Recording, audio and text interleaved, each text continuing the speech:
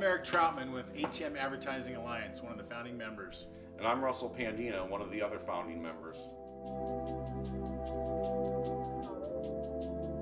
This is the mount that you're going to get from us. This is the player and the monitor.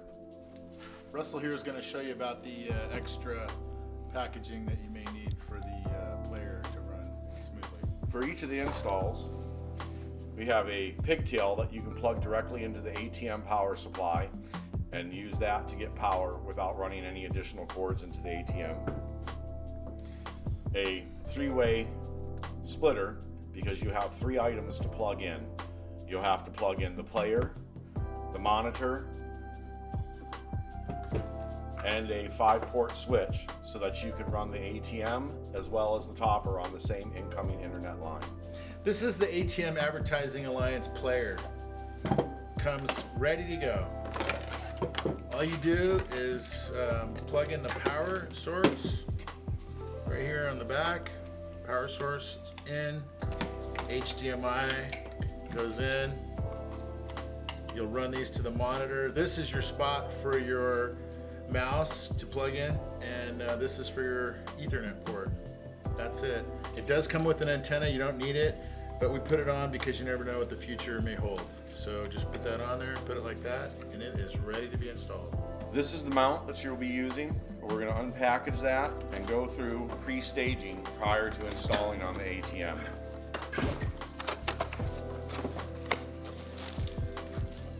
There are a few components in this that you will not be using. This is a desk mount and a cover. The mount itself, you want to make sure you do not take your Velcro strap off. You will do this after you have it mounted on the ATM. This makes it easier for you to manage and handle getting it on the machine. There is an accessory package with the mount. You'll be using most of the components that are in here. The first thing you want to do is grab your Allen wrenches. You want to pre-tighten all the Allen head screws on here. There are 3. It's very important to tighten this screw prior to installing any of the brackets. You will not be able to get to it later. This creates tension on the mount, so this does not swivel so easily. We'll also be tightening one of the pivot points on the arm prior to installation, again to create the tension so that it is easier to manage. And then finally, the one that controls the spring tension, we'll be tightening this as well. Once you've done that, you're going to take your carriage bolt and your metal plate. The bolt goes through the plate first, and then onto the 3 points underneath the mount. You'll be using this large screws with the Allen head and the included Allen wrench then to tighten the screws.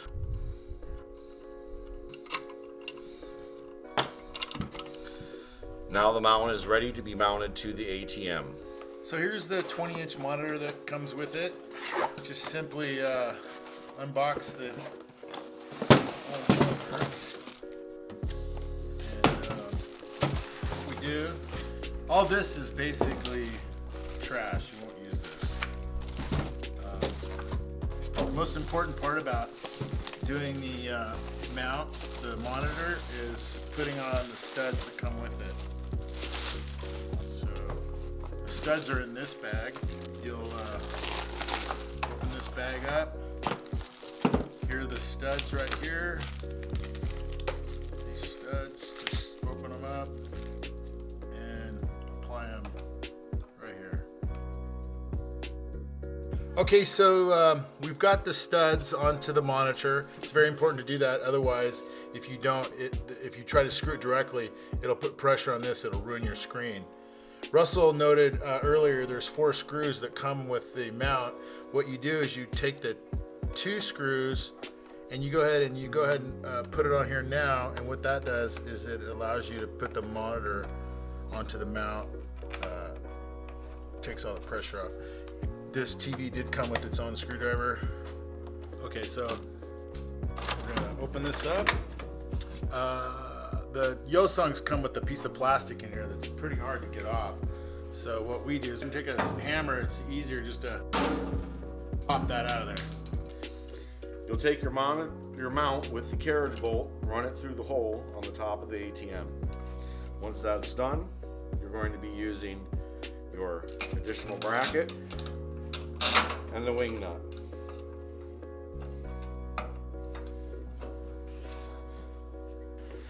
Now you're going to be relieving the tension from the spring-loaded part of the universal mount, taking the Velcro strap off.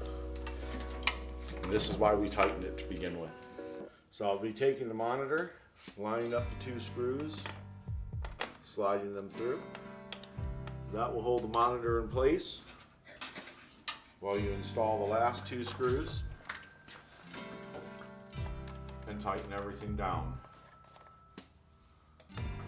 We're going to be removing 2 Phillips head screws so that you have a way to conceal the cords in the mount for a little neater installation.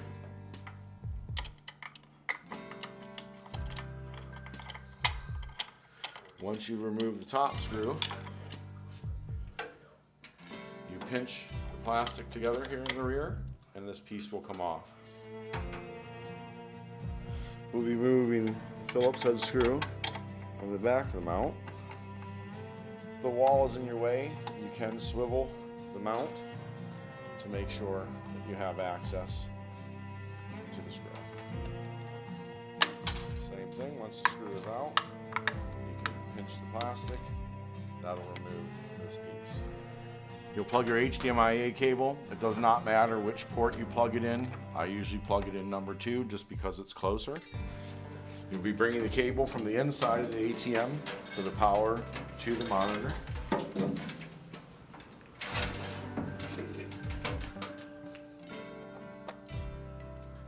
Your cables together and install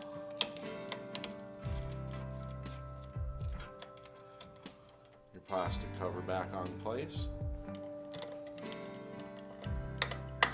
And there you go, the cables are neatly concealed. And you bring your cables in for the next one.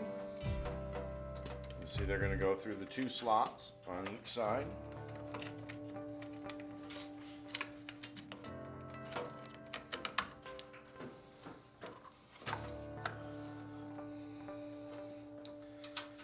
And you will reinstall your screw. Reposition your mount towards the back of the ATM.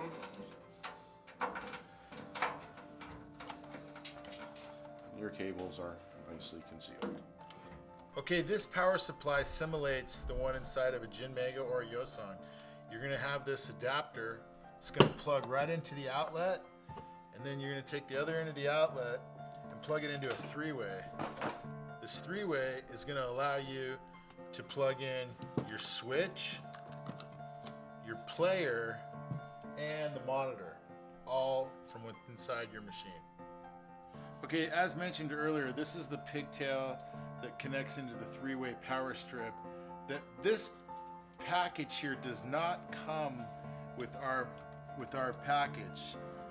If you want to buy an extra, we can sell it to you extra. It'll come with the switch, the pigtail, the green adapter, and the 2 1-foot Ethernet cords needed to go from the Ethernet splitter to the ATM and from the splitter to our technology box. This is all you really need to have your ATM advertising platform up and running.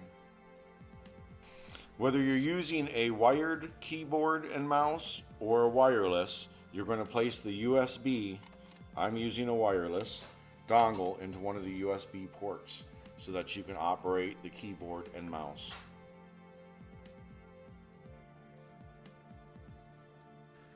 Once you've plugged your media player in, it'll come up to what we call the green screen. You will find the Perpetual logo on the bottom. Take your mouse, click on it to launch the player. This will come up to your login screen. This is where you'll put in your unique user ID number that has been assigned to your location.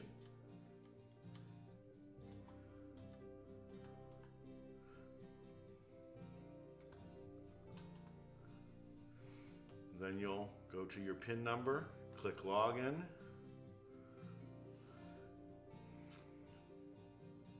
And then the perpetual media symbol again. You'll tell it yes to allow the device's location. And then it will load the base ads that you choose for your player.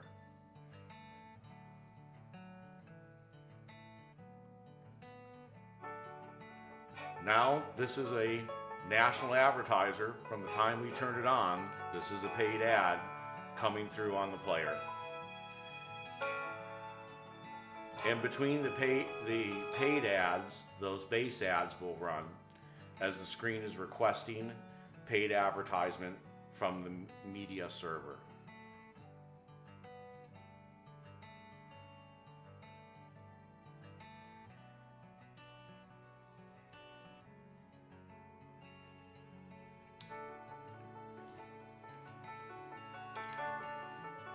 And this is another paid ad.